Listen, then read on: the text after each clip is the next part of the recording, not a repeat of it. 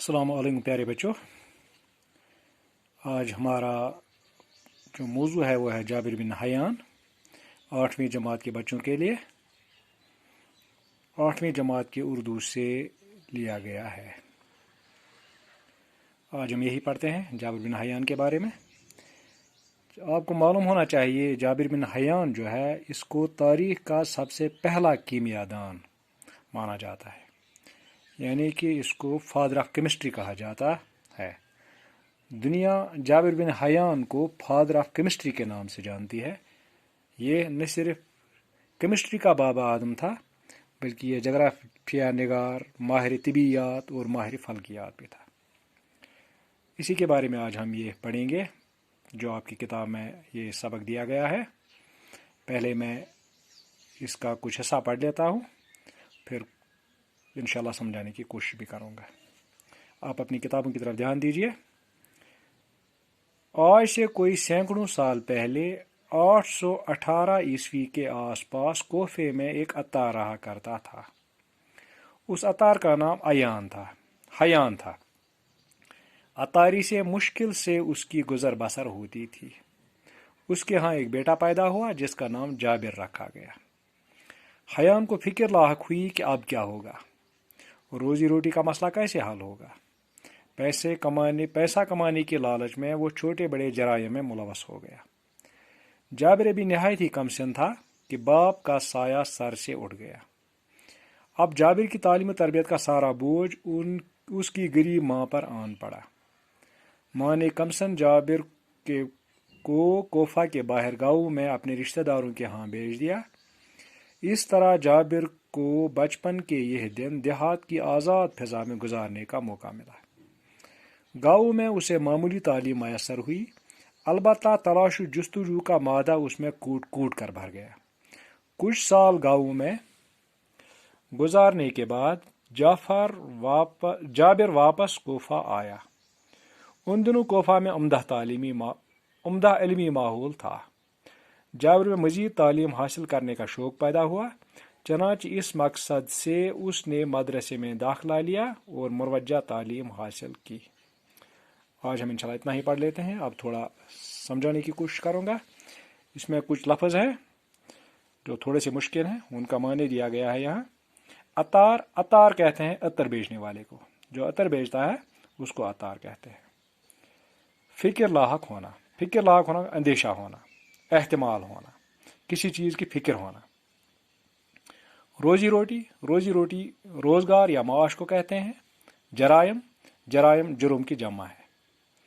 कमसिन कम उम्र या छोटा।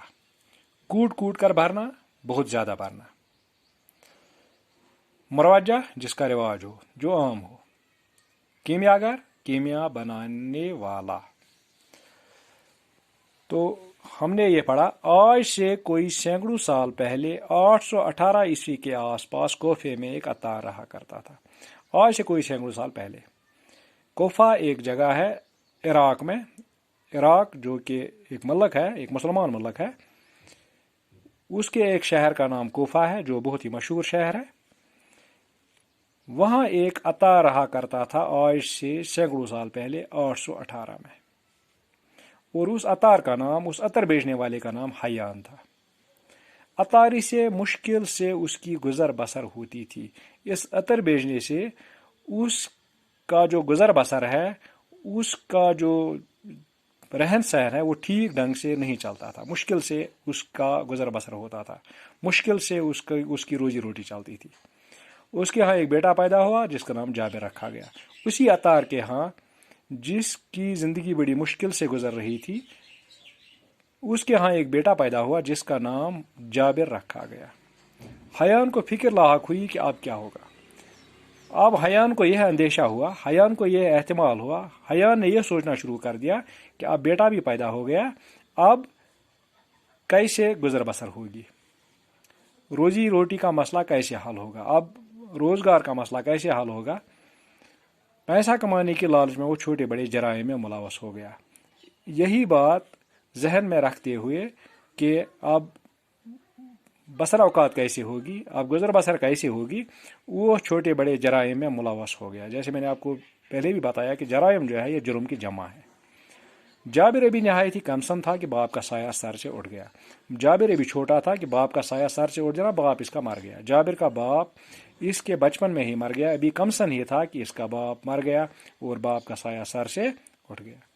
اب جابر کی تعلیم تربیت کا سارا بوجھ اس کی غریب ماں پر آن پڑا۔ اب جو جابر کی جو ذمہ داری تھی، جابر کی ساری ذمہ داری، تعلیم تربیت، سارا بوجھ اس کی غریب ماں پر آن پڑا۔ تو اس نے کیا کیا؟ ماں نے کمسن جابر کو کوفہ کے باہر گاؤں میں اپنے رشتہ داروں کے ہاں بھیج دیا۔ جابر کی ماں نے جابر کو کوفہ کے باہر، یہ کوفہ شہر ہے، اس کے باہر اس کے رشتہ دار رہا کرتے تھے، وہاں ہی اپنے رشتہ داروں کے ہاں بھیج دیا۔ اس طرح جابر کو بچپن کے یہ دن دیہات کے آزاد فضا میں گزارنے کا موقع ملا، اور اس طرح جابر کو اپنے بچپن کے دن، اپنی اس کمسنی کے دن گاؤں کے آزاد فضا میں گزارنے کا موقع ملا۔ گاؤں میں اسے معمولی تعلیم میسر ہوئی، گاؤں میں اس سے معمولی سی تعلیم میسر ہوئی، اس نے گاؤں میں تھوڑا بہت پڑھ لیا، البتہ تلاش جستجو کا مادہ اس میں کوٹ کوٹ کر بھر گیا، لیکن اس کے ذہن میں تلاش کرنے کا مادہ، کسی چیز کو پانے کا مادہ، کسی چیز کے بارے میں جاننے کا مادہ کوٹ کوٹ کر بھر گیا، بہت زیادہ بھر گیا۔ اب وہ چیزوں کے بارے میں سوچنے لگا۔ کچھ سال گاؤں میں گزارنے کے بعد جعفر واپس کوفہ آیا۔ کچھ سال اس جابر نے گاؤں میں گزارے اور اس کے بعد واپس اپنے شہر یا اپنے گھر واپس آیا۔ ان دنوں کوفہ میں عمدہ علمی ماحول تھا، اور جن دنوں یہ واپس آیا ان دنوں کوفہ میں بہت ہی اچھا، بہت ہی عمدہ علمی ماحول تھا۔ جابر میں مزید تعلیم حاصل کرنے کا شوق پیدا ہوا، اور جب یہ گھر آیا تو اس میں مزید تعلیم حاصل کرنے کا شوق پیدا ہوا۔